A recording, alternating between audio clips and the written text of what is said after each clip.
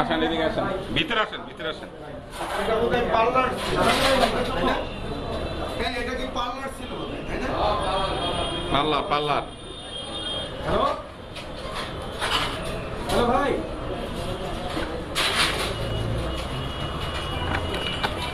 Hello ভাই, লাইনে দাঁড়াবো?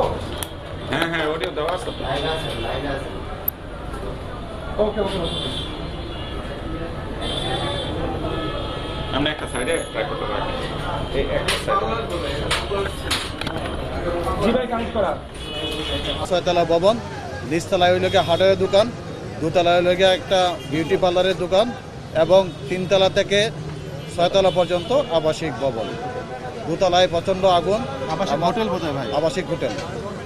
দোতলায় আপনার প্রচণ্ড আগুন এবং প্রচণ্ড ধোঁয়া, সাথে সাথে আমাদের 2টা ইউনিট কাজ শুরু করে এবং তাকে সাহায্য করার জন্য আমরা তেজগাঁও থেকে 2টা ইউনিট ঘটনাস্থল উদ্দেশ্যে পাঠাই।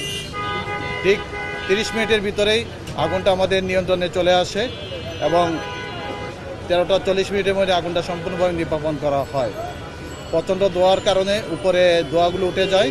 আমরা চিলিকুটায় আমরা 3 জন লোককে আমরা আহত এবং মৃত অবস্থায় পাই এবং একজনকে বাথরুমে অবস্থা পাই।